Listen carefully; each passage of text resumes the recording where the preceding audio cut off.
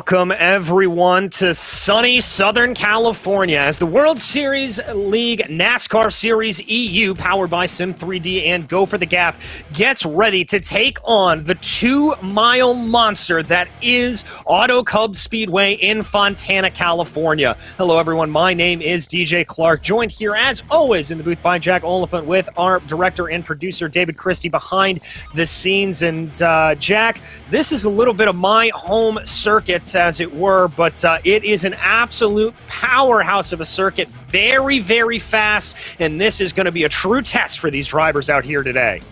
It's been a while since we've been to a sort of super speedway. Obviously Daytona we did 2 weeks in a row, but one of those was the media day, and since then we've had slightly smaller tracks, 1.5-mile runs, and very short lap times. And as you said, they're going to have to show some grit here today. It actually used to be a steel mill around here at Fontana, but the driver's going to have to show that steel here today, because I'm going to guess that we're going to be going 2 wide, potentially 3 wide for the majority of this race, and it's something quite refreshing, hopefully, because obviously it's been a while since we've been to one of these super speedways. It sure is, and it is going to be a fantastic run as we get ourselves around. But let's check out that championship order. Sean Campbell starting to pull a little bit of a gap here over Isaac Rain, about 10 points to Campbell's advantage. Harry Wills behind them, only 2 points off, locked in a very, very close battle for that second-place position. Kevin Stam, Brody Menard also involved in that. Jonathan Havey only about 9 points back. Mark Redford there in the top 10 as well. Saoirse Fitzpatrick on a tie with Redford for 7th, and Matthew Heatrick in a close battle there as well, along with Dion Noonveld. And it really just goes to show you here, Jack, how close this series has been. There has not really been a chance for any driver to break away in these championships, and that 10-point gap that Campbell currently has, that is almost nothing as things go. Yeah, it's the championship standings is as close as the racing that we've seen out on circuit, and the times that we've seen out on circuit as well, in terms of the qualifying and just lap in, lap out sort of thing as well. So it's brilliant to see that the championship is still wide open, because I believe we're halfway through this championship. I believe this is the 5th round. This is the second half of the season now. So it's very exciting to see how these drivers are going to sort of learn. We've got a fair few more drivers than we did last week as well. I think we only had 12 or 13. We've got about 17, 18 here tonight, which is lovely to see. So some drivers coming back, trying to make a splash, as we see Saoirse Fitzpatrick are currently 3rd place, because obviously we're into qualifying at the moment, and at the moment the times, I would say, relatively big gaps for me, especially the top 10 separated by 7/10 of a second, as Sean English, I believe a new driver to the championship, just goes to the top. Yes, he does. About 0.179 seconds faster than Sean Campbell right now. But those qualifying times, not necessarily fully indicative of what we're going to see. This is going to be a big draft-heavy track. Look for some maybe bump drafting going down the back straightaway. Obviously, a non-restrictor plate race. And so that means times and speeds are going to be very, very quick around here. Daniel Valk going to cross over this start-finish line there. Looks like this is an outlap there for Valk. So just getting that car up to speed. Lots of drivers here flirting with that middle to low line here during qualifying. I think that's going to be the way to go during qualifying for sure. Oh, Valk brushing the wall. That's going to discount his lap. But as you said earlier, Jack, definitely some 2 wide here. I know the outside lane can often carry a lot of momentum and a lot of speed around this D-Oval. Yeah, and really, we're excited to see it, aren't we? Because it has been a while since we've seen a track that does offer up, as Valk goes as a very interesting line out of the final corner. It almost looks like he's going into the pit. Yeah, as I was saying, it's been a while since we've seen a track that really supports those 2 wide battles, and the drivers will have to sort of adapt to that a little bit, because obviously they'll have had quite a lot of time running where they sort of getting into the draft and going single file and trying to break away, and those breakaways have been able to happen. Whereas here, with the slipstream effect, we're probably not going to see as many breakaways, so it's going to be a bit of a long tactical battle for these drivers, and quite a lot of mind games that's going to be thrown in as well, I imagine. So yeah, very much looking forward to it. And a few drivers, like I said, who are new to the championship, I believe. I don't think we've seen George Hill before, and Sean English. Those drivers are going to have to get right up to speed in terms of racecraft, as we see Valk finish with a flurry, shall we say, and spin onto the inside. Yeah, a little bit of a push off there to the outside there. Saoirse Fitzpatrick getting a couple of laps across. Mark Redford, another championship contender that always looks very, very quick out there. He is currently circulating around on a new lap, trying to send this out and figure out what he can go with as they go here. It looks like he's testing out that high line. That's going to be the momentum line to carry some good speed around that outside. Yeah, and that's going to be key, isn't it? It's just trying to find, obviously, where you can maximise the momentum. And a lot of drivers will have done a lot of practice, and hopefully they'll be experimenting with a lot of different lines because, as we mentioned already, they'll be running 2 or 3 wide. They'll have to be able to make sure that the tyres can run consistently on that outside line compared to the inside line, compared to the middle of the track, and all these sort of things, maybe where they can gain some advantages on other drivers at certain corners and certain bankings and everything like that, and how much throttle to put down if you're on the outside compared to the inside coming on the exit of a corner. It's all these sort of things, these small details that I don't think we give NASCAR drivers enough credit for, because it can be very, very technical and very, very dangerous when you get it wrong. Yes, it most certainly can get a little bit dangerous with the high speeds that get carried around here. I mean, we are talking up into the low 199s here for these NASCARs to get around. So there's not a lot of room for error for them as they get going and get moving around. So very, very tricky to be able to get that speed there. A lot of drivers just taking this extra practice time to try to get a good feel for this track, and that's going to be important to be able to figure out where the heat, where the grip is. Only about 94 degrees on track temperature right now, so absolutely perfect conditions, really, when you talk about good oval racing. Yeah, that's exactly what we want to hear, really. Obviously, it'd be nice to see, really, if iRacing ever did bring out sort of a rain element, but we wouldn't run it if it was in the rain, because I don't think, correct me if I'm wrong, DJ, but I'm 99% sure they don't run NASCAR if it rains.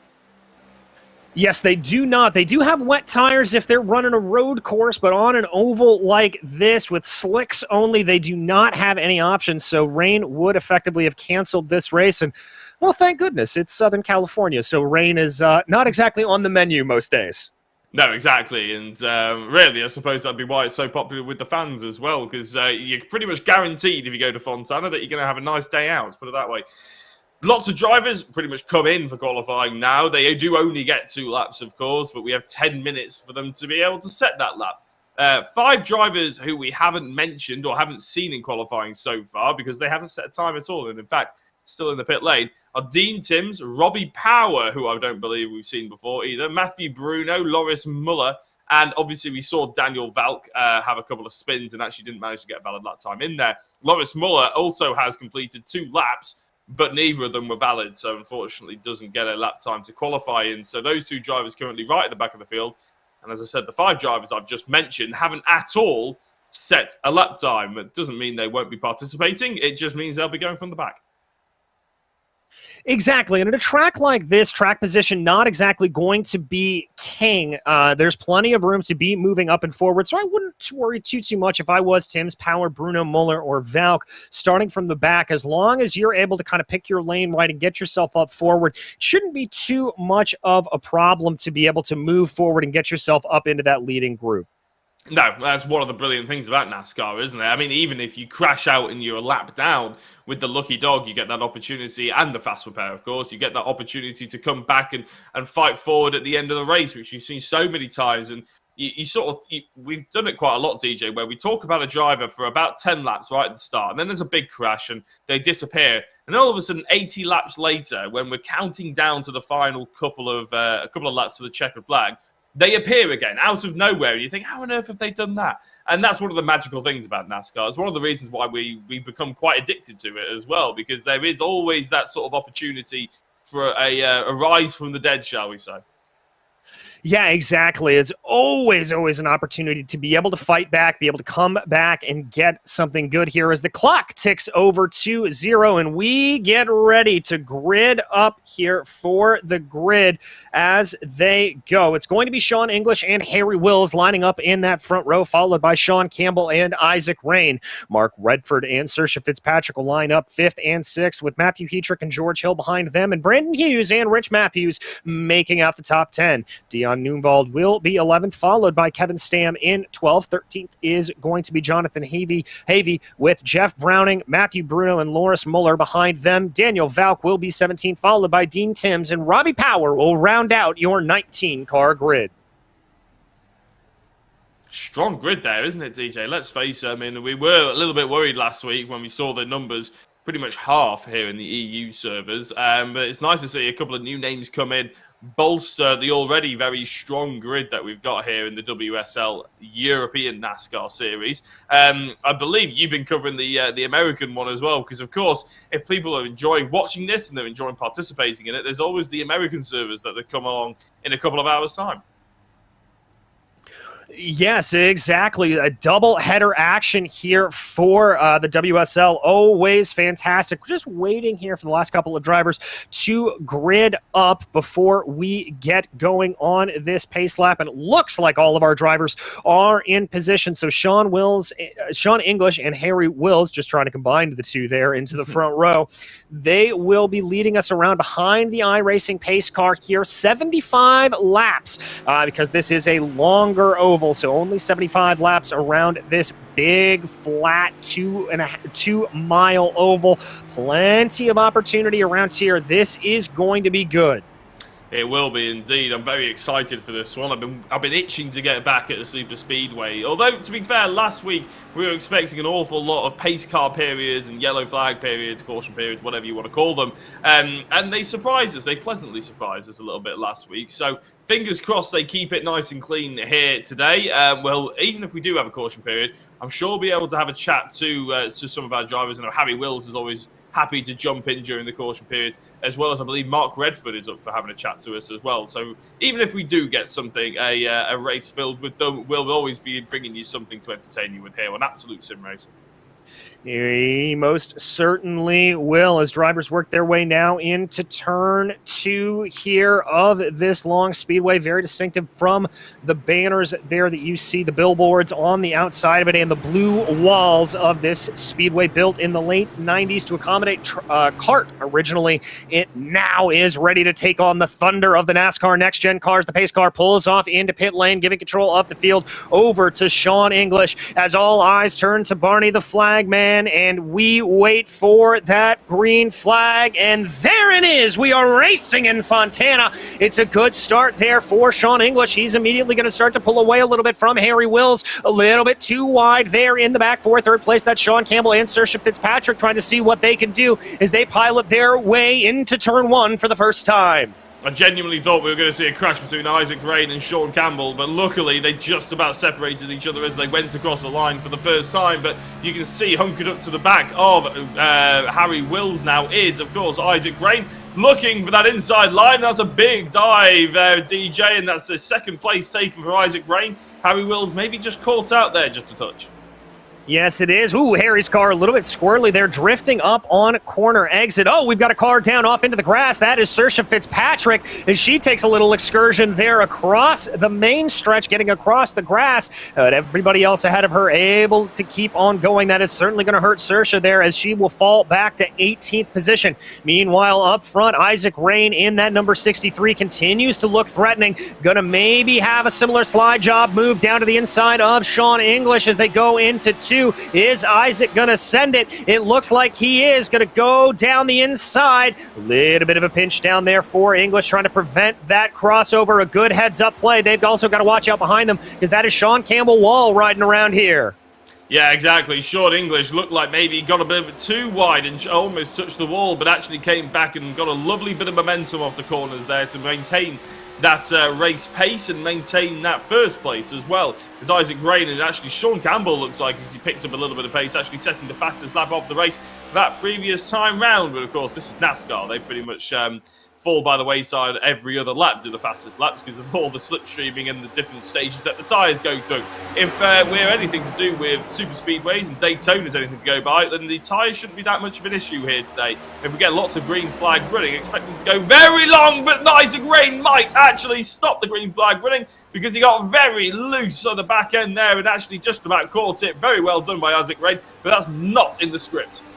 No, it is not. The Melbourne driver there trying to hold on as they come across the grass. He's going to be able to feed it back up onto the apron and come back around underneath it. Looks like he is going to fall all the way back to 17th place. Meanwhile, we've got a little bit of a gaggle up for the lead here. Now Sean Campbell starting to threaten a little bit on the 16 of Sean English.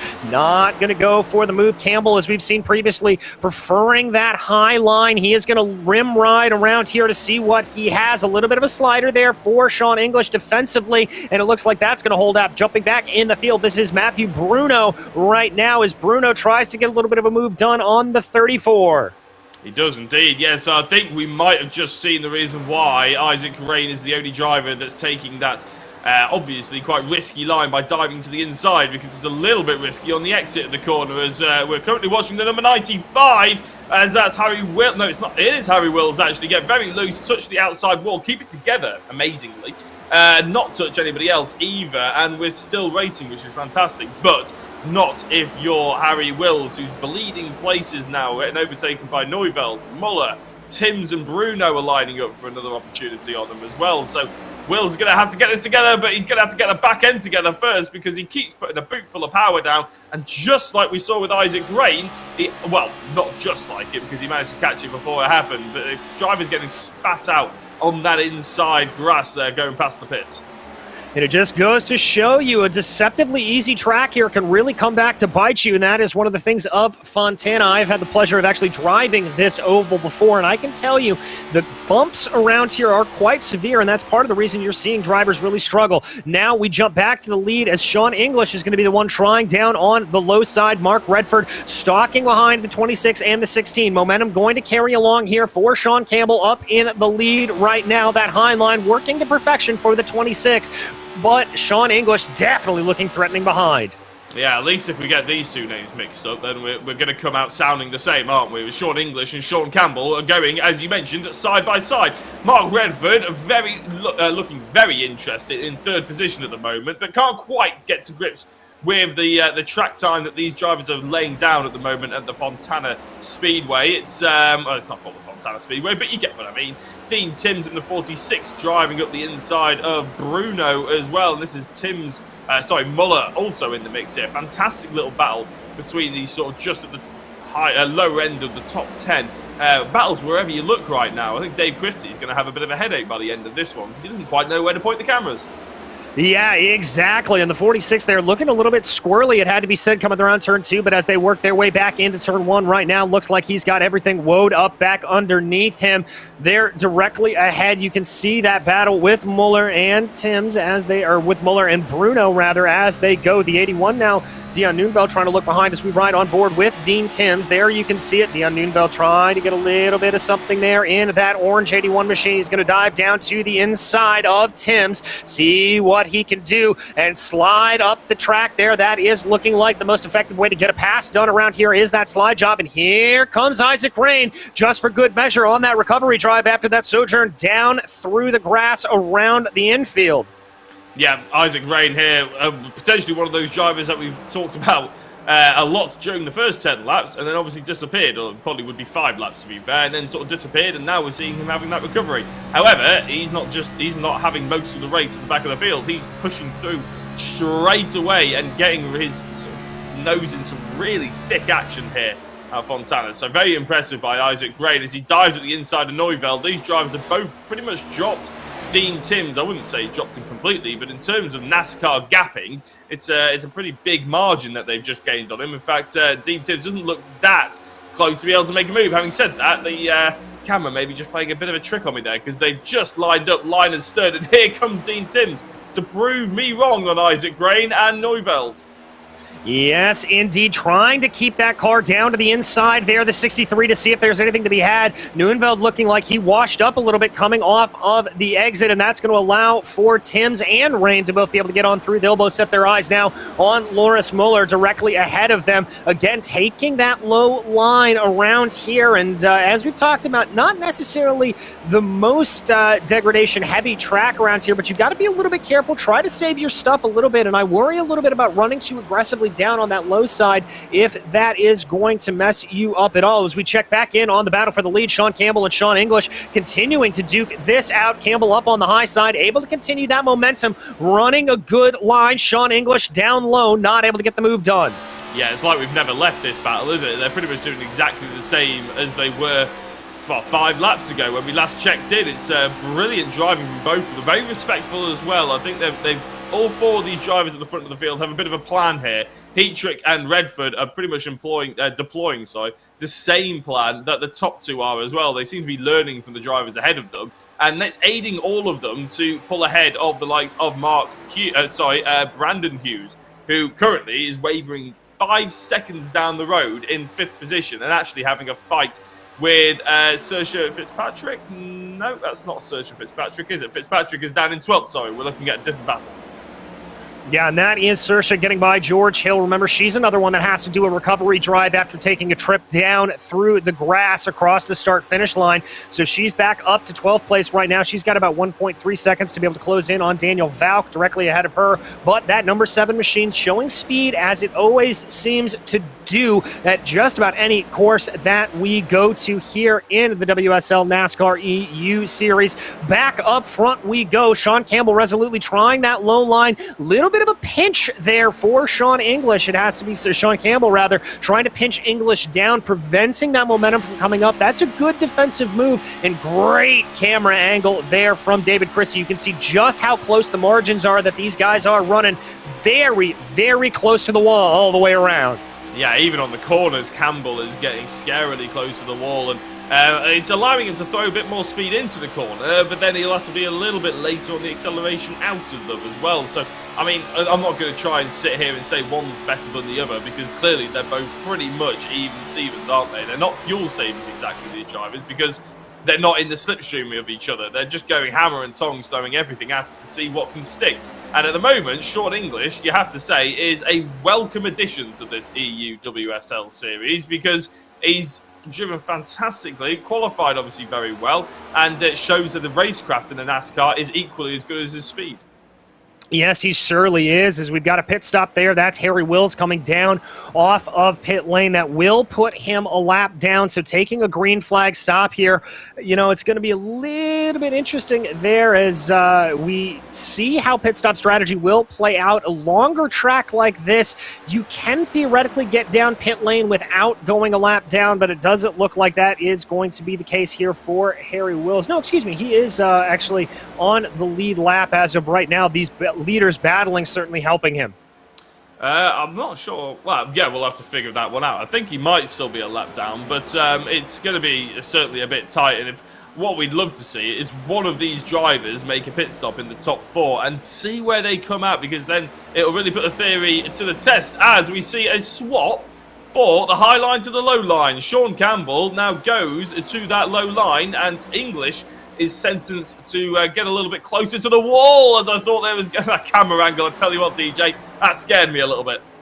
Scared me a little bit too, but they're still going to run too wide, going down through 1 and 2 right now, Campbell and English. But all of that side-by-side battling has allowed for Matthew Heatrick and Mark Redford to be able to catch in behind. So we're about to have a 4-car battle for this top position right now. Matthew Brunos continues to be about 4.5 seconds behind them, so not too much to worry about there from behind. We look out of the rear of Sean Campbell, the Ashboro driver, with Matthew Heatrick, Sean English, and Mark Redford all closing in behind. We are not trying to see any pops out here. Everybody being nice and orderly. Let's see how they go into the corner. Heatrick looking particularly aggressive there. Wow! That was Sean English getting all kinds of sideways. Yeah, you're not kidding. That was the noise he made pretty much epitomizes it as well. It's fantastic, because we almost saw a big wreck between 3 of the top 4, but luckily English just about managed to keep hold of it. Those rear tyres maybe feeling a little bit hotter than they once were after a massive slide like that. That doesn't stop him throwing it to the inside of Sean Campbell, however, and fending off the likes of Heatrick and Redford behind them. I wonder if the 3rd and 4th place drivers of Heatrick and Redford maybe just saw that and thought, you know what, these guys are throwing everything at it. I'm just going to give them a little bit of breathing room for the next couple of laps. Sit here, save my fuel, see what happens. Because again, I think that was English going very squirrely, and Campbell with a lovely cutback from the high to the low line just goes into that lead, gets a little bit of a gap now as Redford overtakes and gets into second. Good move there from Mark Redford into that. Doesn't look like it's quite done yet, though, as it looks like behind there, Matthew Hetrick trying to be a little bit aggressive as English getting a little bit sideways there coming through the corner. These tires starting to wear off a little bit, finding grip a little bit hard to come by, almost washing up into the outside wall there was Sean English. He's able to recover it, get back down, hold that low line as they cross the start-finish. Yeah, I'm thinking maybe those tyres are a little bit too hot. It's quite hard to cool them down as well at NASCAR because you don't really get much opportunity between corners to actually sort of just cool everything back down. But I think Sean English is maybe just taking this a touch easier. Maybe he'll think about going for the pit stop. We're not entirely sure. As we said, we didn't expect tyre degradation to be that big a deal on these next-gen cars. They never seem to be that desperate to change tyres, but we are seeing very close racing. We are seeing very hard battles, and we've had 19 laps of clean running as well. Nice green flag running, where they're throwing everything at these cars right now. This may well be the longest stint at the beginning of a race we've had this season without going to a caution. So it's basically new territory for a lot of these drivers. Speaking of new territory, Mark Redford doesn't often find himself at the top of the timing tower, but right now he's taken the lead off Campbell. Yes, he has. Just a nice little move there to be able to get around Campbell. Campbell trying to scurry behind there in the draft to pick up what he can. He's going to go high as Redford is going to go low as they split their way down into turn 3. We are just about a third of the way done with this race. As you said, good, clean running here, and that's one of the things that Fontana certainly can present. Plenty of opportunity to be able to catch the car if you're feeling a little bit loose, as this track is nice and wide, and Sean Campbell testing the limits of just how wide it is as he tucks up behind Mark Redford, trying to see what he can do. Campbell's going to go on that high line. Redford's going to go low. We'll see what happens. Momentum should favor Sean Campbell here as they come off of the corner, but it's still TBD if he's going to be able to get the run, and it looks like Redford's got it held for now. Yeah, he does indeed, and actually what we're seeing is a little bit of a gap open up between second, third and fourth as well. Now this is a gap we've seen already, albeit different drivers and different orders, and we've seen it obviously close right up, so don't be expecting the front two to pull away and have it nice and easy compared to English and Hetrick. That's not going to happen if they just are left green flag running. They'll certainly catch them up as we go through the race, but we're going to jump a little bit further back as Susha Fitzpatrick now cracking into the top 10 on a recovery drive. The first driver we actually saw cutting down towards the grass in the apron earlier on was Fitzpatrick, and doing a sterling job, I would say, to get into the top 10, showing that she's got a lot of pace underneath the bonnet to try and push forward and push higher up. The only driver we've seen come into the pit lane is Harry Wills, who did have a pretty big moment earlier on. I think he hit the wall as well, which maybe is the reason why he decided to come into the pit, because I mean, clearly he didn't need any fuel or tyres unless he was on a qualifying strategy. I'm not sure. But equally, he's the only driver we've had in the pits. So we're still 23 laps in, still yet to see anybody dive in and sort of take that green flag pit stop, because we're quite interested in that to see what the stints mean and what the pit stop strategy is like. Yeah, as am I. It's going to be quite interesting to see, as here comes a little bit of more action for the lead. Sean Campbell trying to take that position back from Mark Redford. These two continuing to go side by side, coming to the line to start lap 24 of this 75-lap race. There you can see Redford being able to hold out over Campbell, but a little bit of a squirreliness there through the corner is going to blunt that momentum, slow down Sean Campbell a little bit. Is Redford going to be able to have a legitimate challenge? No, he's going to tuck back behind in the draft here as the four start to run away. Yeah, as like you said, the four started to run away quite a while ago. But what I will say is it once upon a time, it was 5.5 seconds the gap between the top four and fifth position.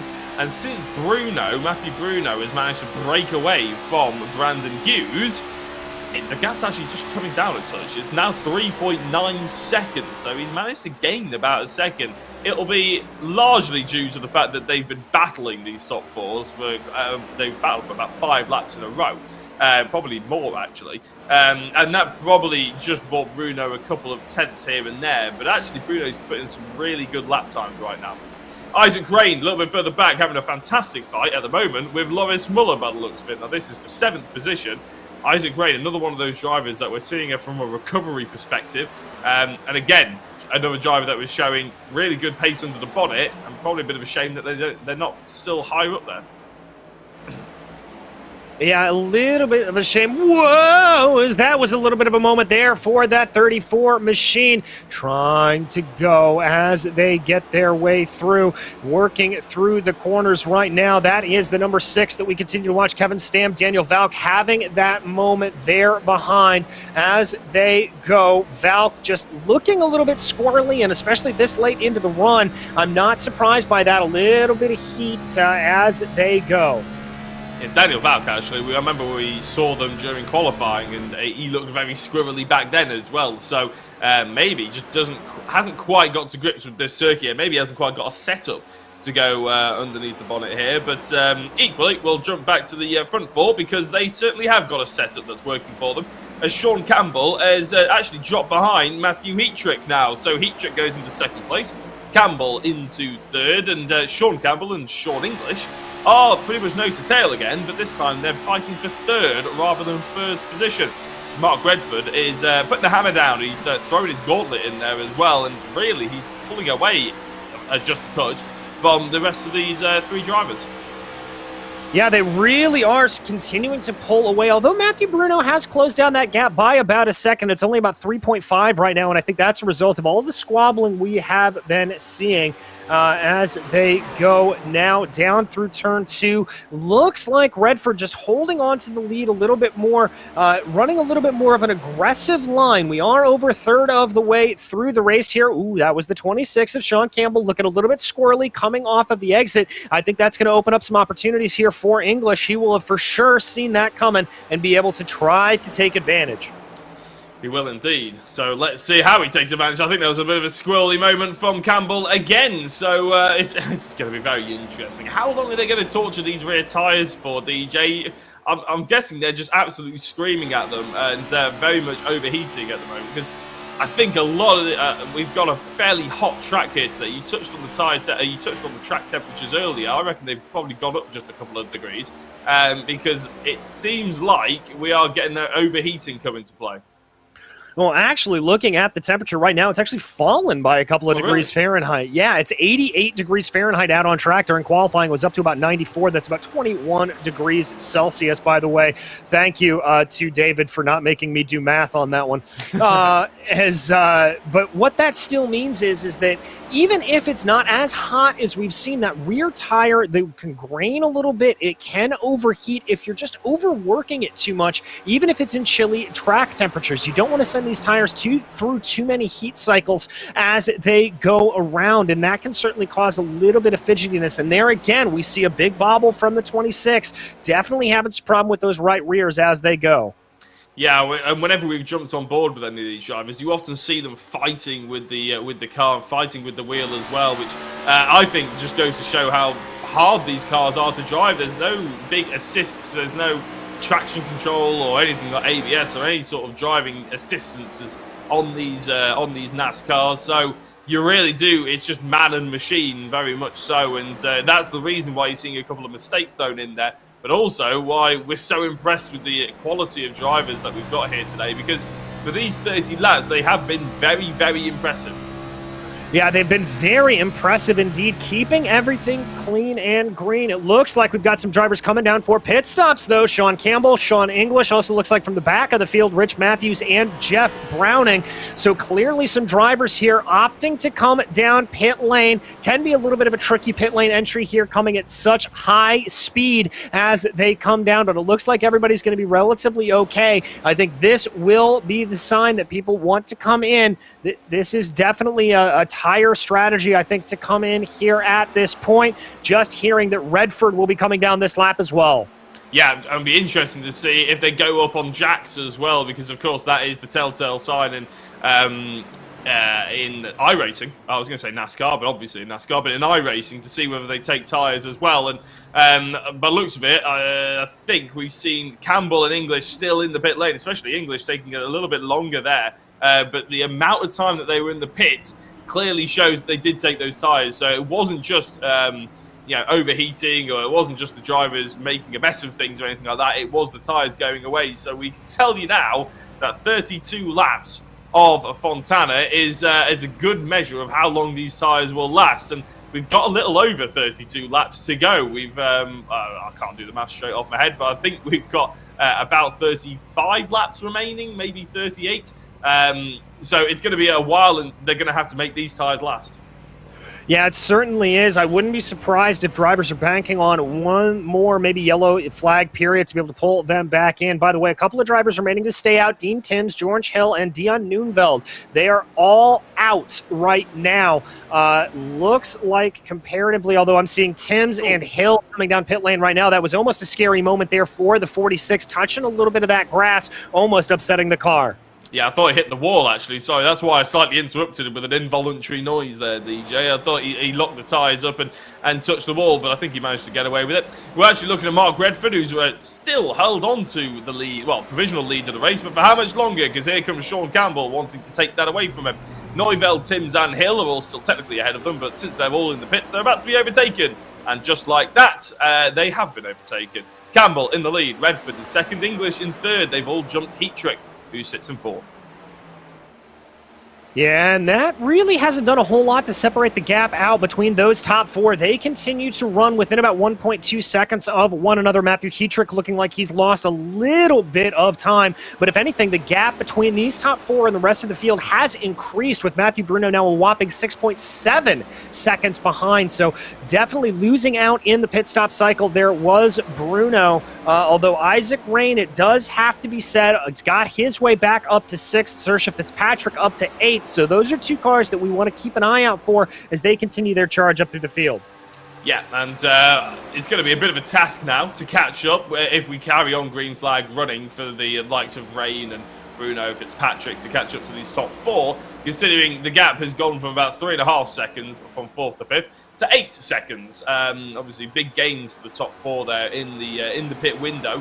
But never say never. This is obviously NASCAR, and one small safety car, one small incident in amongst the pack, even if it isn't to do with these top fours, will all of a sudden just wipe all the hard work that this top four have done in building that gap up to about 8 seconds, and obviously bring them all back together, which we're not saying we're hoping for that, but it would make it very entertaining towards the end of this race and seeing how everybody's on a level playing field, because I'm guessing if we had a safety car in, say, 30 laps time, everybody would come in and potentially take those tyres. Or we could see an F1 grandstand finale where one person doesn't and all of a sudden they take the victory. A bit of a reverse in the F1, obviously. But very interesting if it did happen. But we do have 40 laps to go, I believe that is, actually. And so I was very wrong in my estimations earlier on. Plenty of time for these tyres to last now, and it's going to be a bit of a difficult one now. Yeah, it's going to be a bit difficult, as there we see the 77 of Redford continuing to hold on that lower line, just keeping everything nice and easy, not wanting to risk those tires. As you said, as you drive around, you can definitely take more life out of the tires by being a little overly aggressive. Woo, that got a little bit close there between Redford and Campbell as they come off of turn 2. Redford trying to slide up in front of Campbell, blunt that momentum a little bit, and very, very close. Only a couple of papers widths there in between the two of them, so that's certainly a very, very close move. It doesn't look like Redford or Campbell have any anticipation of backing down here at this point. They are absolutely going for it with time still left remaining in this race. We are at about that halfway point here. 37 laps is what we are working on.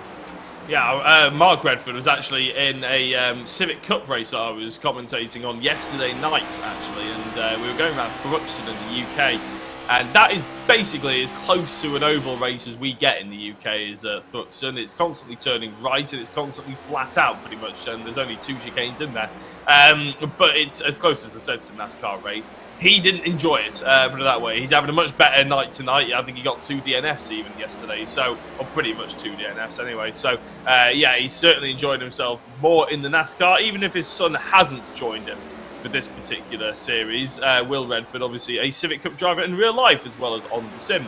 Heat Trick goes ahead of Sean English, but for how long we'll have to wait and see, because of course we know that the high line compared to the low line, they just keep swapping and changing, and one gets better momentum, then the other gets into the slipstream, they go for the cutback. It's all going to chop and change, which is again why we love the sport. Exactly. One of the reasons we love, because nothing is decided until it is decided. There goes the 16 back down to the low line again. We're going to jump you back in the field a little bit. This is Loris Muller right now and Daniel Valk as they come around. Valk trying to hold off Muller a little bit. That's Kevin Stam behind them, running in a bit of a three-car train. Harry Wills starting to pull a little bit of a gap in front of them. There is the number 6 of Kevin Stam, looking to run a little bit more defensive line down into the corner, trying to hold off Loris Muller to the best of his ability. Muller continues to run wide. Stam running a little bit more on that sort of semi-slider line, letting the car drift back up the track, not abusing the tires as much. That could be a beneficial line for him come race end. Yeah, that'll be an interesting one, won't it? Let's just see if they eked out those couple of extra laps, whether we can go to the end on those tyres. As we keep mentioning, they had to pit before halfway of this race, and that's Loris Muller coming into the pits. Now, he's already been into the pits once. This is his second time returning to the pit crew. Is he going to go up on tyres? No, just a splash and dash. So I don't think he had any damage. I don't believe we've had an incident or anything that he could have got any damage with. So that clearly it was just a bit of a misfueling error, or maybe he should take his splash and dash now so he doesn't have to later. Well, only time will tell whether that's a good move or not, but he hasn't lost a lap, which is important. Very important indeed, as we now follow Brandon Hughes getting passed by Saoirse Fitzpatrick. Saoirse all the way up into 7th now, recovering from that incident earlier on. As there you see Muller blending his way back into line right now, as looking like a little bit of a try to attack back here from the 33 of Brendan Hughes. Nothing doing there. I bet Fitzpatrick's going to be able to carry that momentum, but looks like the 33's got a little bit more speed than I was giving credit for. He's going to be able to hold on down to that inside line, keep it going around, and definitely keep it ahead. Now, is Saoirse going to be able to carry momentum on the high side here as they go down into 1? That's what she's going to be hoping for as they go, working their way around right now. There you can see that momentum coming back to Saoirse, but that low line again playing well for the 33 of Brandon Hughes, but now Saoirse gets a nose ahead as they thunder down the backstretch. Yeah, Saoirse and obviously Isaac Rain, those two spinning early on is one of the reasons why Brandon Hughes had gained a couple of positions, but unfortunately already lost one to Isaac Rain. Looks like he's going to be losing the other one to Fitzpatrick now, so Brandon maybe going potentially will end up where they naturally sit in terms of qualifying pace. We'll have to wait and see. But look at this, for the race lead, Sean Campbell throwing an enormous amount of pressure on the back of Mark Redford, pretty much stapled to the back of his boat there, but it just about separated, as again Redford goes for that more almost traditional racing line, you could argue, from the wide line to the inside, or midway at least, and back to the outside, whereas Campbell still insisting on that higher line. And to be honest, DJ, we can't argue with it, because he's gunning for race lead here. Yeah, he certainly is. Another driver that's gunning for a good position to run that high line is Harry Wills here. Remember, he is down, having had a little bit of an error earlier on. He runs in 10th place right now. Harry trying to get by Kevin Stam as they run that battle behind them between Valk and that is, it looks like Stam was able to just get past Harry Wills. So Stam going to try to stretch his legs a little bit up front. Harry Wills was actually the only driver that didn't take a pit stop while everybody else did in that green flag running. Actually managed to unlap himself by doing that. And we're guessing he only took a splash and dash earlier on because he wasn't in the pit lane for that long. He did lose a lap, but he wasn't in there for ages. So it's going to be interesting to see how his race develops. He's on a completely different strategy to everybody else, as is Loris Muller. Who's he getting overtaken by, though? Is Daniel Valk on the inside of him. So maybe those tyres starting to wear away just that touch extra than he was maybe 10 laps ago. Yeah, we don't know exactly what that tire wear situation is. We don't know how drivers are trying to preserve it as much as possible, so we'll have to see. But what we do know is good battles there with the 34 of Daniel Valk and Harry Wills going side by side. Harry up on the high side, Valk down on the low side. It's going to be advantage Harry right now. He's also going to have a little bit of a draft in front of him from, I believe that is one of the lapped cars in between himself and Kevin Stam. And indeed, that is Jeff Browning in the 59 machine. Browning going to stick up to the high line and let Wills and Valk on through. Also the lapped car there of Loris Muller. He's going to attach himself to that train. Remember, Muller coming in on the splash and dash. We ride on board now with the 95 of Harry Wills. Yeah, Harry getting a nice bit of clean air ahead of him there. And, flying up the inside there. I wonder if he just let him past a little bit. Was the driver he was fighting with, Daniel Valk. And actually, Harry Wills looks like he's lost a lot of momentum here. And I think Jonathan Havey is interested in taking that position off him. And Havey going to the outside, the number 68 machine. In fact, it's not Jonathan Havey, is it? It's Loris Muller trying to unlap himself somewhat in amongst all this traffic. Apologies there, but Harry Wills going very slowly. Are we seeing a pit stop potentially from Harry? Yes. Diving down towards the pits, and in fact he is. All right, and so by our calculations, he should for sure be able to make it to the end on this. We're not sure if other drivers are going to need a little bit of a splash and dash to be able to make it back around necessarily, but we will have to see. We have been green throughout the entirety of this 47-lap affair. No caution flags getting thrown. A great run for everyone. Yeah, I was just saying, I meant to say it to myself, to be honest, but obviously I realised my mic wasn't on mute. But just say touch wood, because we've had a long time running and we want it to continue as well. Maybe this will be the day, again, touch wood, that we have a full green flag ran race. It would be quite refreshing, really, obviously, and quite an achievement as well, because in sim racing, in NASCAR sim racing anyway, you never get that. I don't think I've ever covered a race or watched a race where you do get an entire race where it's properly green flag. It's quite impressive if we do that. However, there looks to be a little bit of damage on the outside of Sean English's car there, and he's dropped behind Matthew Bruno. So what on earth has happened with Sean English? This is a battle. The reason why it took so long to figure that out is because I just frankly did not expect to see English fighting with Bruno for top 4 positions, and that's exactly what we're seeing right now. So something has happened, DJ.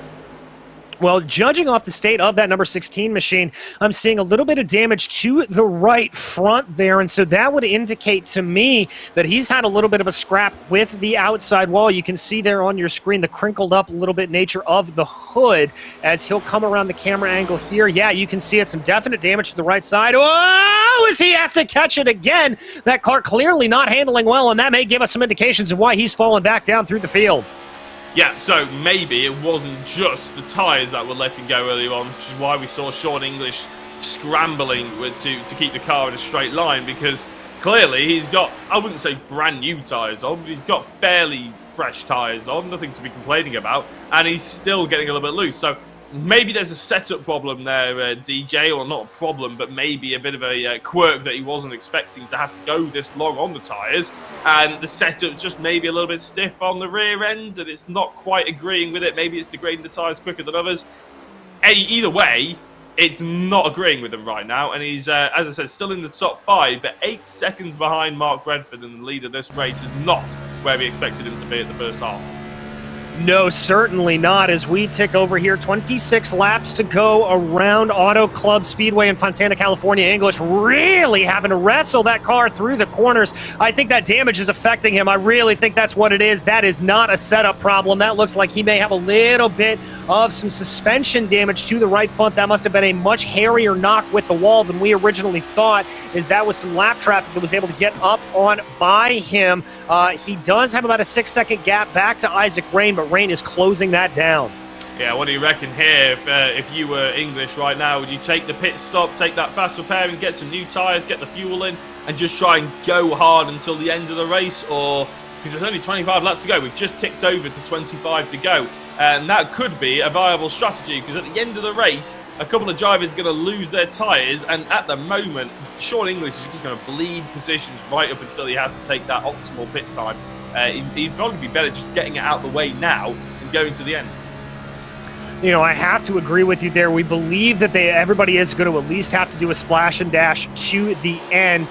And so if I am running in that position there, if I am Sean, I've got to agree with you to come on in. That gap already continuing to come down. Look at how much he is having to put into that car. It just wants to break away from him seemingly at every moment. Turn in mid-corner and turn out. That number 16 is in a world of hurt. He's just wasting laps and wasting time here as well. He needs to get the car into the pit lane, because it may look good, it might be fairly impressive to watch on the stream, but this angle of attack into a corner is not what you want to see. And that much counter steer is going to end up in what we might see. It's a spin. I was going to say contact with the wall. We've had a big spin and there. Yellow. And, yeah, there we go. Our first caution period. not 100% sure we really needed it. But there we go. iRacing decided it wanted to mix things up just a touch. And I think a lot of people are about to hit the pit lane.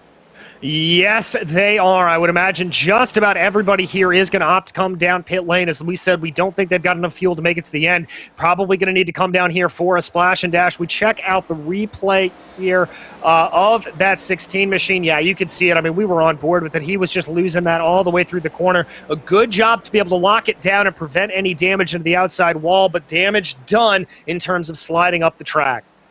Yeah, that's not ideal, is it? But I'll tell you what it will do. It'll close everything back up, won't it? And the two drivers that'll be very happy about that will be Isaac Grain and will be Saoirse Fitzpatrick as well. Obviously, two drivers that are pretty much getting a second chance, especially Isaac Grain. Because when he span out, he was actually fighting for potential race leads, wasn't he? In fact, the reason why he span was because he was diving to the inside to take the race lead. So, interested to see how he attacks this. Mark Redford, I'm sure, won't be very pleased. The pit lane, the pit strategy is going to be crucial. Who has fuel saved? Who is going to save that extra couple of tenths that might actually jump them a position or two?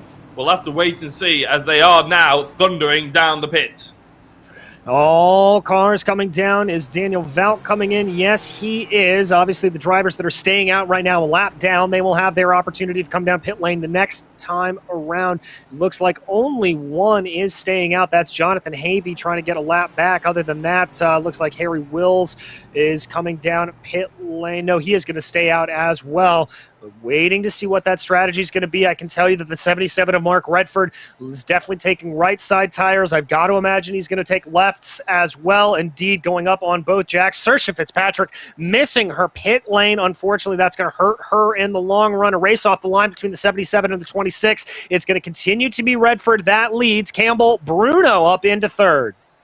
Yeah, so that is going to be very interesting, isn't it, as they coming out the pit lane now. It's, again, just another twist to the tail. We did so well to not really get any incidents, and to be honest, I don't really count that as an incident either, but clearly iRacing did.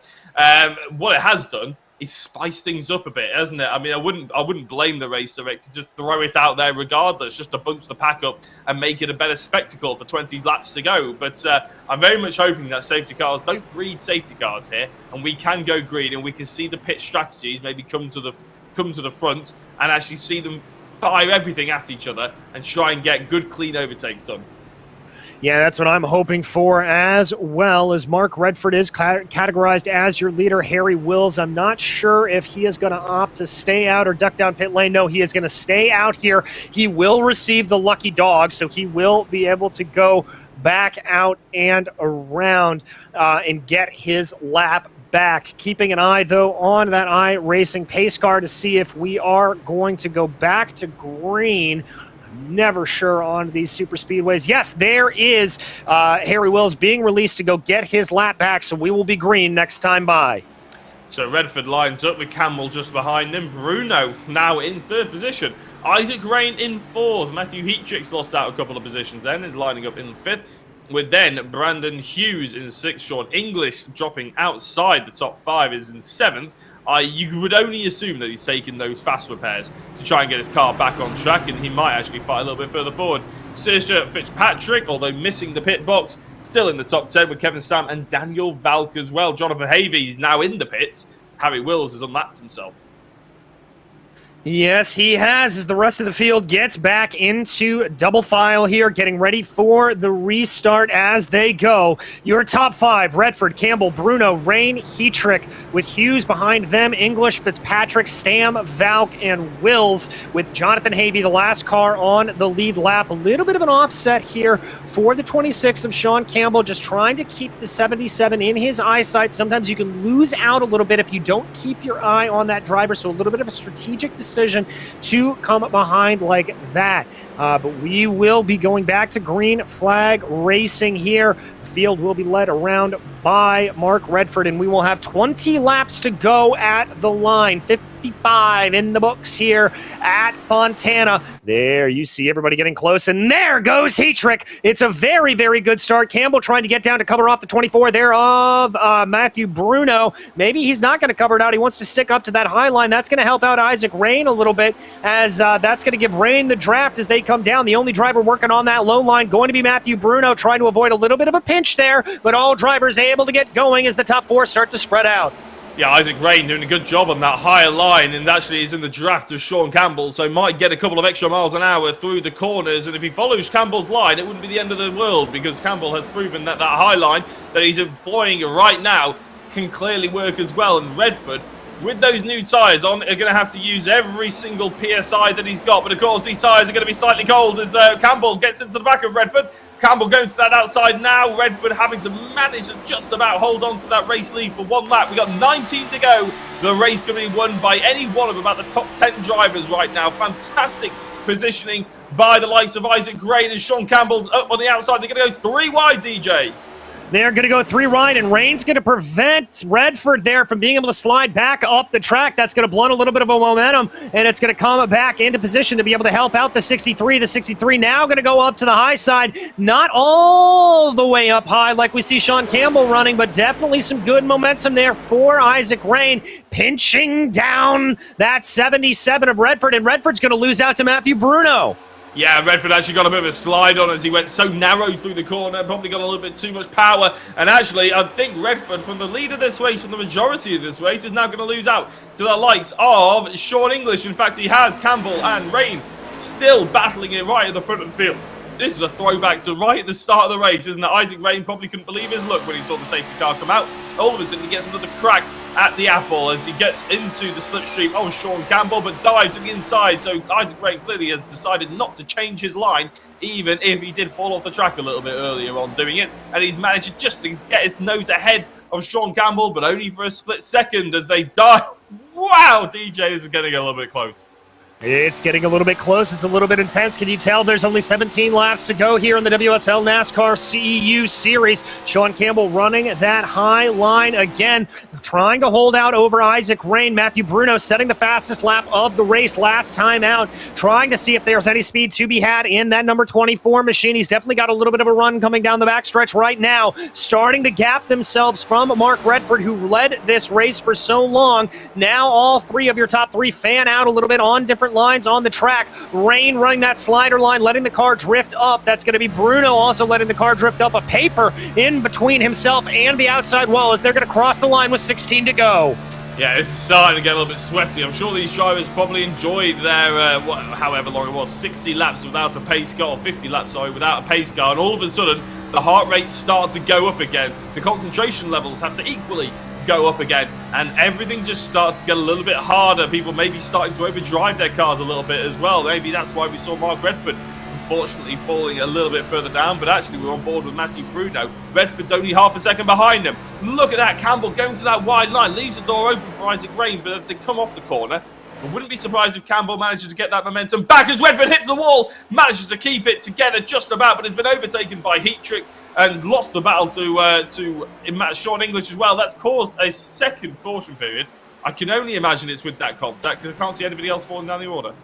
I think we're hearing it may be Dean Timms, maybe Dion Noonveld involved in it as well, as they are both listed as being down pit lane. Let's go back and check a look here. The 46 getting squirrely, coming down onto the apron. That car fully out of control. That is Dean Timms, and he's going to come right back across the track here, trying to hold the brakes the best he can, and nowhere to go there. I believe that was the 64 machine of Rich Matthews that caught him, as well as the 81 of Dion Noonveld. So a three-car incident coming off of four will bring out your second caution period of the day. Yeah, I did think that it was a bit weak for Mark Redford's incident to be caused as a safety caution, but that is thoroughly deserved one. Unfortunately, Dean Timms getting too loose, and well, you can say what you want, but all these drivers, they've clearly shown that this track is quite difficult to drive. We've seen quite a few incidents like that. Unfortunately, Dean wasn't able to catch it as a lot of drivers jumped for the pit lane. So this is going to be very interesting. Is this a splash and dash? Have drivers who decided not to take tyres before taking tyres this time? Goodness knows, I suppose we'll have to wait and find out. I've got to imagine here that everybody's thinking about trying to maybe get a fresh set of tires on it as we still have Campbell, Heatrick, Fitzpatrick, Valk, and Hughes staying out. I've got to think a little bit of track position is going to be key. Waiting to see what everybody's going to do here. We focus on Isaac Rain as they come into the box there at UC. They are going up to take tires, so I think this is a tire-mandated pit stop rather than fuel, as they should be good to go on their tanks to the end. Yeah, Mark Redford, unfortunately, everything seems to have gone wrong since the first pace car came out. Redford actually missed his pit box then as well, so that's cost him a couple of attempts. In fact, there he is. He's only just getting up on the jacks now. So, yeah, that's gone from bad to worse, unfortunately, for Redford. And I said that he was enjoying today much better than he was enjoying Thruxton yesterday in the Civic Cup. Well, I don't probably imagine that he's enjoyed either of them too much now, unfortunately. But you never know with these new tyres on. 12 laps to go by the time we actually get racing. You never know, he might actually be able to charge his way through the field. But Sean Campbell, I mean, all the drivers behind him have taken those new tyres, so he's going to be on slightly older, but they're not exactly going to be too worn, are they, if he's only pitted, about 10 laps ago? Yeah, and that would be my little bit of concern. I think we can maybe see some tire degradation play in the later stages of the race when we get down to maybe 5 laps to go, that we can see those drivers that opted for tires to come in. But I like the decision if you're running in the mid-pack. Do something to try to improve your car over the drivers that have frankly been dominant here today, specifically Campbell and Heatrick. Saoirse Fitzpatrick opting to stay out there, not giving up that track position. I like that decision for her as well. I understand the call to come down pit lane. I also understand the call to stay out here. It's a bit of a gamble, but we'll have to see how it pays out as the lights on the iRacing pace car are off, meaning we will be going green with 12 laps to go. Yeah, which means Sean Campbell will be leading alongside Matthew Heatrick, who's always been there threatening, hasn't he, DJ? But he's never really been the driver to take that lead and take that sort of responsibility on to go for that race lead move. Going to be interesting to see how he plays this one. With only 13 or 12 to go, or whatever it'll be by the time we get round to the pit straight. Will we see Heatrick go very aggressive? Will we see him be a bit more conservative like we've seen him through the race? That's the big question. Another note as well is I'm quite impressed with Isaac Rain, really. He's gone brave in trying to take those new tyres. Considering he's already gone through the field once, he's now opting to do it again, in essence. Going all the way down to 8th, sticking those tyres on, and trying to be, well, he's the leading driver with those new tyres on to push forward. Yeah, it'll be interesting to see if that strategy will play for him or not as they go. But right now, it is going to be eyes on Heatrick and Sean Campbell, as that front row will be the ones leading you to green here. As we said, 12 laps to go in round 5 as we come to complete our second caution period of the day. Starting on lap 64 here with a 12-lap shootout to the end, waiting for the 26 to get on the loud pedal and get back racing. Yellow flag still in the air, and there goes the green. That is the 26 with a great restart. Daniel Valk looking like he's going to try to keep around the outside back in P3, but Saoirse Fitzpatrick with an equally good restart. That's also going to be Sean English up in the 16. He gets blocked out a little bit by Daniel Valk, and he's going to have to make that 3 wide. Saoirse Fitzpatrick going low. Meanwhile, out front, Sean Campbell doing a great job. Saoirse Fitzpatrick, we're 4 wide behind. Somehow they managed to keep all of that out of the wall and keep it green. Yeah, Heatrick and Fitzpatrick going side by side, just about managing to keep it, as you said, out of the wall. Brilliant driving by a lot of these drivers. Well, pretty much all of them, actually. We have seen a fantastic race so far today and really been honoured to watch it. Hopefully, they'll all have a big smile on their face when they come out of this one. But Fitzpatrick certainly got something to say about the end of this race. Although Campbell had a brilliant restart, as long as they work together, they can still catch the leader here. There could still be any one of the top 5 pretty much to win this race. And look at the fight for second position. Heatrick has just pulled away, but Fitzpatrick, English and Rain all trying to sort themselves out into an order that might actually be able to attack further forward. Yeah, and Saoirse Fitzpatrick looks like she is the one that's able to get that line the best, but don't count out down on the low side there. Isaac Rain trying to make something work. That's also Sean English there. Careful not to run up into the outside there of Brandon Hughes. Very good stuff, Saoirse Fitzpatrick, and we've got another yellow. We have indeed. I think it's Mark Redford whose race goes from good to bad to ugly to even worse, unfortunately. Stam, potentially another driver who's involved in that, and maybe Browning or maybe Muller, as Redford unfortunately spins the tyres as he tries to get going in a straight line. Missed the pit lane, which is unfortunate potentially. Let's see how it's going on. In fact, actually, yeah, couldn't do anything about that. It was actually a driver about 3 cars ahead of him started to lose it, and that created a knock-on effect with a couple of drivers slowing down and then him just getting into the back of them. So that is unfortunate, really. Luckily, no major wrecks, which it could have easily have been, but it still doesn't help Mark Redford's race. No, it does not, and that was the number 6 of Kevin Stam that you saw getting a little bit sideways and catching the 77 of Mark Redford, so that will put him down the order. Now, I've got to imagine here, as we come to the line with 9 to go, nobody's going to opt for pit stops here at this point. I think the tire advantage, certainly good. Yeah, there you can see it looks like Stam got loose to begin with, a little bit of a tap there from Matthew Bruno, and then just utterly collecting the 77 having nowhere to go. I think Dion Noonveld may have caught a little, excuse me, that's Loris Muller that may have caught a little bit of that as well. There you can see Tim's spinning out. Yeah, that is Muller that had to take down to the grass to avoid any further incident. We do have a couple of drivers coming down pit lane: Valk, Bruno, Stam, and Redford. I think the majority of those drivers were the ones that were involved in that incident, actually, weren't they? So, yeah, coming into the pits now, maybe to use any fast repair that they hadn't used before, you might as well take it now. You're going to have 8 to go, 7 to go potentially. So you might as well just get in, see what you can do, whack the new tyres on if you really want to. Obviously, they're fueled to the end already, and just try and get the car into optimum position to go forward from here. But it's going to be a bit of a big ask now to get anywhere sort of near the top 5 for any of those drivers, really. Campbell probably won't be too pleased about that, DJ, because he had a fantastic start, didn't he? And he's going to have to do it all again. I'm not saying he can't do it again. I'm just saying he would rather have not have to do it again, if that makes sense. I've said that a lot, but you know what I mean.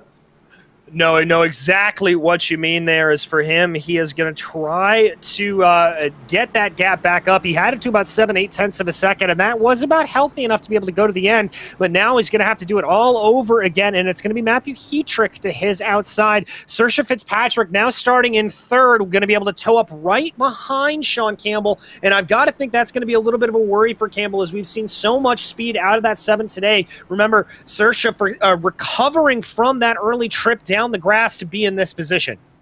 Yeah, and I said it in qualifying, didn't it? It's one of the reasons why we love NASCAR, is because you can, talk about someone for first 5 laps, and then you spend the whole race wondering where they are and if they've ever recovered and watching their recovery, and all of a sudden, right at the end, you're talking about them for a race win. And that's exactly what we're talking about with Fitzpatrick, Isaac Rain in there as well, Sean English. I mean, Sean, although was, for the majority of this race, running right at the front, at the sharp end, all of a sudden that little bit of contact with the wall or whatever happened, he was looking very slidey, he had damage. All of a sudden you're talking about him potentially not even finishing in the top 5. And although he might not still finish in the top 5, he's in a position where he could also equally win this race again. So brilliant driving, fantastic spectacle. Congratulations to all the drivers, because they put on a great show. Yeah, they really have put on a good show around here as we get back double wide to go back to the restart. It will be Campbell and Heatrick, your front row, Fitzpatrick and English behind them, with Rain and Hughes rounding out your first 3 rows here. We will get restarted with 7 laps to go. Remember, green-white checker attempts are valid here in this series, so we will finish under green, but let's hope that we are able to stay clean in green in these final 7 laps and make it back around.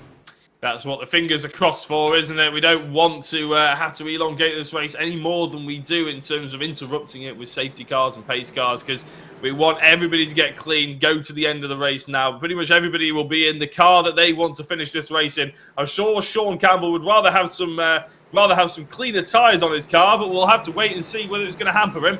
With 7 to go, then the pace car comes in, and for the last time, hopefully tonight, we're going to go racing. That's Sean Campbell holding everybody up. When's he going to hit the loud pedal? He's hit it now as the lights come on, and he's had another great restart with Matthew Heatrick in 2nd place, holding on to that 2nd place as well. Sean Campbell in 3rd, Sean English in third position, having a look already up the inside to try and take second place away from Heatrick, and he's managed to do just that with Campbell starting to get already a half-second gap even between himself and second place, whoever that may be. That is Sean English at the moment.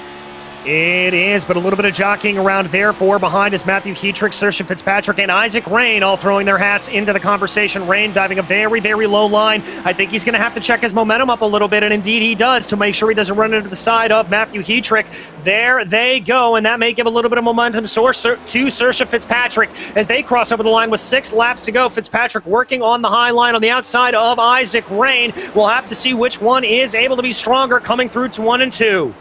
Yeah, but Campbell has been reined in just a touch, haven't they? All of a sudden, the top 5, that's going to be very close. There's going to be contact between Isaac Rain and Matthew Heatrick, and that is very close. And a driver catapulting across the circuit. That's going to cause a massive wreck. Yes, it is, and that's going to bring out our 4th caution of the day. Isaac Rain getting up into Matthew Heatrick there and getting turned around. Oh, my goodness. Saoirse Fitzpatrick also getting involved in that as well. She didn't make any contact, but she did spin out there at the end. I believe, I don't think anybody really made any massive contact. That's the note that we're seeing from Dave Christie, who's seeing on the replay, on the highlights sort of counter that he has on his software, that I don't think anybody really made a massive wreck. Let's have a look at it again. And that's Isaac Rain and Matthew Heatrick, and fortunately an initial contact caused and sparked a second contact. Now this is Isaac Rain, who's hopefully not in VR because he's heading straight to the wall very, very fast. That's Saoirse Fitzpatrick. Having to deploy the flaps to stop spinning as best they can. Mark Redford's about to hit. No, Mark Redford avoided it just about. Goodness knows how, but Redford finally getting a little bit of luck at the end of this race. But Fitzpatrick, after working so hard to get back up the order, has now had seen it all fly away from her. And we ride on board. I don't know. There was a little bit of contact there. Excuse me. Just to the left rear of the number 7. And that is the angle you do not want to see. Watch that white car just barely streak on by. I wonder if we can get an on board there with the 77 of Mark Redford, because that was about as close can be, Jack. Yeah, I know, it's going to be a bit of a scary one for Mark Redford. As I said, hopefully he's not in VR as you start to see the drivers spin in front of you. Fitzpatrick didn't have an option. He really didn't have anywhere to go, did Fitzpatrick. Look at Redford. Oh, my goodness. I mean, I tell you what, he did well, DJ, not to put any additional inputs into the steering wheel, because if anybody else, most of the people would have probably snapped at their wheel to try and get out of the way of that, and would have ended up spinning themselves. So fair play to Mark Redford. It's quite an impressive way to deal with it. But I tell you what, he probably had enough. He was like, if I'm going to wreck, I'm going to wreck. At this point, I don't care. Yeah, I think that isn't out of the realm of possibility. Waiting here to take a look at the pace car. I believe the lights are still on at this moment. Yes, indeed they are. So we will get restarted here with 2 laps to go. So we will have a virtual green-white checker to go to the line with this. So this is going to be the shootoutiest of shootouts here, Jack. And look who's the front 2 as well. It's Sean Campbell versus Sean English. We've gone almost full circle, haven't we, DJ, here? The drivers have pretty much reset themselves in terms of the top 2. Matthew Bruno, who's done a good job of not really getting involved with anything so far tonight. Obviously, I think he had a little bit of contact potentially for one of the pace car periods, but other than that, I don't believe we've actually spoken about him that much. Oh, Sean Campbell. I don't think anybody's falling for that one. I thought he was going to go for a pit lane, throw a little bit of a fake in there, but maybe he was just warming his tyres up. But yeah, Matthew Bruno's done a fantastic job, and Harry Wills as well. I mean, how has Harry Wills got himself into the top 4? Fantastic driving by him. Mark Redford's managed to rescue it a little bit. It doesn't have any damage on the car by the looks of it as well. So, yeah, no, this has been a fantastic race. And fingers crossed this is the final time we get them going in a lap's time. Well, everybody forming up 2 wide here. And I got to ask you, Jack, who is your money on here at this point? Because the way it looks from my perspective, there's about 5 drivers that can take this. I think we know what we're going to see. I'd be amazed if Sean Campbell changes his tactics. He's going to go for those high lines, isn't he? However, he's going to have to get a better he's going to have to get a good restart. A restart like we've seen him for the previous couple of times to get that nose ahead, to get his entire car ahead so he can go over to that high line. Sean English, we've seen him, he's a little bit more aggressive. He's a little bit turned into the apex almost. So it's going to be a battle of wits. This is going to be, I wouldn't be surprised if we see them pretty much photo finish across the line, separated by a couple of tenths. Yeah, I wouldn't be surprised as well, but we will have to see because there is not a whole lot left to go in this race. 2 to go at the line, a virtual green-white checker as we get ready to go back racing here in Southern California at Auto Cub Speedway. Waiting for that pace car to pull off down pit lane here as they continue to go under pace car speed, control the field, now going over to Sean Campbell in the 26. Here they go, and that is Campbell getting on it immediately, but English, as you said, being very, very aggressive, trying to find a little bit of an angle to be able to get by Campbell. They're side by side in the back between Wells and Bruno. Yeah, and also between Redford and Hughes, but they're starting to separate. And look at that, Campbell has not stuck to the script, not stuck to that outside line. In fact, going slightly defensive, that might feel a little bit uncomfortable for Campbell, who's now trying to weave to break the toe, as English has got to make up by about 0.2 of a second of a gap. That's not a lot. He'll be able to do that. And look at that, Campbell is going to that inside line, DJ. He's changed the way he's driving, so I was going to say he was going to stick to that high line, but no, he started to go aggressive. Sean English going to that little bit of a drift, getting that little bit of a slip as well. This is going to be very tight as well for third position. Bruno and Will still going side by side, but English is looking very tempted at the inside. And white flag is in the air. Contact between the leaders. Both of them able to keep it pointed the right way, but the 26 and the 16 banging doors as they come through. That's going to allow here for Harry Wills, Mark Redford, and Matthew Bruno to all start to challenge, but Sean Campbell up front continues to lead. Can Wills launch enough of a challenge here to be able to get him to the line? They go into 3 and 4. It's an absolute gaggle behind your leader of Sean Campbell. They come into 4 right now. Wills trying to get the Bauer off the line. I don't think he hasn't. That's going to be the 77 getting a little bit sideways in the back, but it's going to be Sean Campbell that takes victory here at Fontana. Harry Wills able to recover, and Matthew Bruno rounding out your top 3. I'll tell you what, I'm glad you covered that because I had words in my mind that I couldn't say out loud on a broadcast. That was incredible car control by Campbell and English, to be fair. Who's that we're seeing? Is that Brandon Hughes, unfortunately, who's pretty much wiped out? That's a bit of a shame. There is Brandon Hughes. There we go. Going very slowly and not yet taking the checkered flag. Wonder if someone could just drive around to the back of him and give him a bit of a bump over the line. But we'll see potentially what happens to Brandon Hughes, I believe. Oh, no, there's Brandon Hughes. I was going to say I couldn't spot him, but all of a sudden he appears with a plume of smoke doing 360s all over the place, unfortunately. That means that quite a few drivers ended up crossing the line on the grass, which obviously isn't ideal, but it's still the end of the race at least, so they didn't lose out too much. But he just gets a little bit loose, and then all of a sudden snaps away, DJ, and it just gets collected by pretty much everybody else flying through.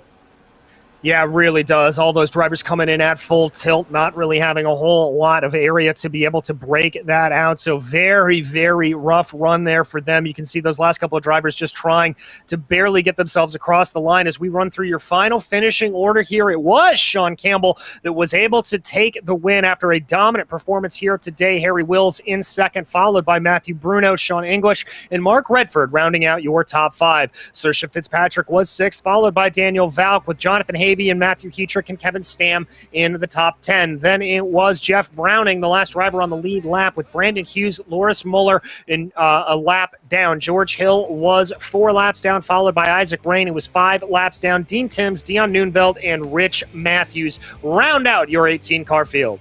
I love that. I said there that maybe they could give a bit of a love tap to Brandon Hughes to get him across the line. And in the background there, we saw them basically pile driving him across the line, absolutely smashing him across the line.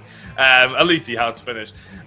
We hopefully have a few drivers to have a chat to as well. But that was just incredible finish there, wasn't it, DJ? I mean, the way that Sean Campbell held that contact with Sean English was something to behold. And I thought at that point, it was all going to go terribly, terribly wrong. Is this the final lap that we're about to see, or is this coming across the line to take the checkered? Right, sorry, yeah, my bad. Yeah, I think we've got one of those drivers to be able to talk to. Mark Redford here, ready to chat with us. Mark, you were able to come home 5th, but a little bit of a topsy-turvy race there for you. Yeah, I got a little bit unlucky at the end, but I enjoyed it. It was good fun. I mean, talk to me a little bit about running up in that front pack for as while. It looked like your car and a lot of other cars were very, very loose there. Was tire deg a problem? Was it tire overheating, or was it just a loose set today? Yeah, well, it's loose. You've got to be a little bit loose, I think, to be quick. So I set it up so I could try and run the bottom line through the race. And it was a little bit too loose early on in the run, but it came in after about 10 laps, and then it was quite quick. Well, you were able to get quick. You were able to recover there. I mean, when you had those incidents a little later on in the race, talk me through a little bit of your mentality. Were you just chugging away to try to get everything you can, or were you on a little bit of a revenge mission there? Not revenge, no. Well, what happened is I messed up on the pit stop because I went in to take a little bit of air out the right rear tyre to tighten it up a little bit. And while I was sat in the pits, I suddenly thought they hadn't changed the air on the tyre, so I clipped it again, and then they changed the tyres twice, so that dropped me to the back. And then it was just trying to do everything to try and get back to the front again. And then a car on the outside of me spun coming out of turn 4, so get the repairs done, and just try and pick up as many places as you can at the end. There's not much time, so you have to go for it. Well, speaking of having to go for it, next time out, we head to the Tricky Triangle in the term of Pocono, one of the most challenging ovals I think there is. How do you like your chances? Depends. If I can get a decent setup, then I hope to be up there at the front, and maybe even be at the front at the end. But we'll see. Who knows? I can run up there. Maybe I'll be there at the end sometime. Well, we wish you the best of luck, Mark. And although for today, anybody you'd like to thank for this 5th place? I thank you guys for doing the broadcast as ever, and Harry for setting it all up, of course. And a shout out to Will Redford and Luke Johnson, who usually watch and take the mick when I don't win. Well, fantastic. That was Mark Redford, your 5th place finisher here today. And Jack, I believe you've caught up with our 6th place finisher, Saoirse Fitzpatrick. Yeah, Saoirse, congratulations on the 6th position, but that was a very hard-fought 6th position, wasn't it, by the end? It was, yeah. Hold on 1 second, I'm having an audio issue. Yes, it was a pretty hard-fought P6 in the end. I had an issue with my wheel, I think on lap 2, where it disconnected for about a half a second and sent me into the grass. So that dropped me from my start position of 6th to like 2 seconds off the back in last. So to come back for 6th, I'm really, really happy with that. I was going to say, you recovered from that momentary disconnect quite well. I can't believe that your wheel disconnect. That must have been terrifying. But were you worried about that happening throughout the race as well again? I was a little bit afraid of it, yeah, I will not lie, but it was kind of one of those things of either you run it to the end and hope that if it happens, you don't take anyone else out, which was what I was hoping. I was trying to keep a pretty decently wide berth away from everybody, just in case, or you stop. So I just decided to keep going, hope it wouldn't happen again, and thankfully it didn't. Well, you did a pretty good job of not actively hitting anybody for quite a long time, and then a few people ended up hitting you, is probably a fair assessment. Or there was incidents that you were unfortunately sort of caught up with, shall we say. After fighting so hard and so long to get up to that top 5 position again, where you were, I think, running in 4th after one of the restarts, to have those incidents happen, how hard is it mentally to then pick yourself back up and go again? The second to last restart, when I got taken out, I was just absolutely sickened because I was like in 3rd on that restart, I think, and then I dropped back 1 position, and I was just absolutely sickened to get spun like all the way back to pretty much where I started. But I was lucky enough, at least, that my car was still in decent enough shape, so I could get back to the pits in good time, get fresh tires, get the fast repair, and then be able to just have the pace to cut through some of the guys with old tires to come in P6. Well, congratulations on the P6. As I said, it was hard fought, and sometimes they taste all the sweeter, even if they're not on the podium. But Saoirse, is there anybody you'd like to give a shout out to before we let you go? Once again, everyone from Prismatic Motorsports and all of our sponsors, they're all so supportive and amazing, and especially Emily Howe for the amazing setup. Awesome. Well, brilliant. Well done on the 6th position. Hopefully we'll speak to you next time. Thank you. All right, that was Saoirse Fitzpatrick, your 6th place finisher. Now we've caught up with the driver who was running at the top of the field for the majority of the race, but a little bit of a disappointing finish after that. Isaac Rain, talk me through the race from your perspective. Yeah, unfortunately, my comment last week about being like Denny Hamlin's come true here. Ran pretty well. Like, I had good pace. I just got caught up underneath Sean English. Shout out to Sean Beverway. He should have won that race. But yeah, I got caught up under him out of turn 4 on like lap 2 or 3 and just got really loose. Sent me through the grass. Ended up in 18th. Made my back way through to 7th or something by the green flag pit stops.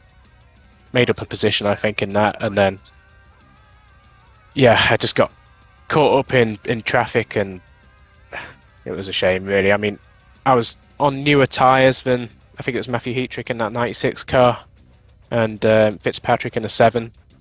Way faster than them, but for some reason they were battling really hard, which I get it. It's coming to the line, coming to a checkered flag, but I'm on 3 or 4 laps new tyres. Definitely going to be quicker than them. I mean, I was running faster laps than them the whole race. The 7 kind of went high into turn 1, so I dove down the inside, and then I noticed the 96 was running up high as well, but I wasn't aware that he ran a weird line and ended up diamonding the corner almost. So he, off on the exit of the corner, he was like 2 car whips off the wall, which I didn't expect at all. I was expecting him to be at the wall, so I was drifting up to open up the exit of the corner as I would. Couldn't see him because he was in my blind spot, and we just made contact. I mean, it's unlucky, but it's just the way it happens. It is indeed. Well, as we look ahead onto greener pastures, we head to Pocono next time out. The oval, the race is like a road course. Are you looking forward to it? Are you dreading it a little bit? How do you feel? In any other car, I'd be looking forward to it. It's quite a fun track in trucks or Xfinity or something, but these cars are absolutely awful at any track like that, so not particularly looking forward to it. I'm pretty much out of a championship fight here, so I don't know. It depends how Sean runs, and then if I enjoy it. But yeah, Sean had a good win today, and then it's just unlucky for me. So just got to try and look forward and whatever. But yeah, next week's going to be difficult. Homestead should be better, but I'm going to miss Talladega. So yeah, who knows? Well, we wish you all the best in the world when you go there, even if it is a little bit of a tricky track. But Isaac, anybody you'd like to thank for the run today? Yeah, Matt Bruno and I were doing some setup work this week. He's been a great help setting up these cars and working with us, and then Rich Matthews as well, always for being his teammate. And a Race Anywhere gang, another sponsor you guys over here, World Series Leagues, and they've been supportive of us. They've never really done anything oval related before, so yeah, me and Matt Bruno grateful for their help, and obviously you guys, great broadcast. Well, thank you so much, Isaac. We appreciate that, and thank you for putting on a good show, and we'll see you next week. Yeah, man, hopefully it's better. See you guys. Fingers crossed. That was Isaac Rain, your 15th place finisher here today. And, well, folks, that's about going to wrap things up for us here on the WSL NASCAR Series EU, powered by SIM3D and Go for the Gap. I'll get that name right eventually. My name is DJ Clark. I've been joined here in the booth by Jack Oliphant with David Christie, our director and producer behind the scenes. We would like to thank you for joining us here today. You heard me mention it. Next week out, we head to Pocono. But in the meantime, until we see you on the track, thanks for watching.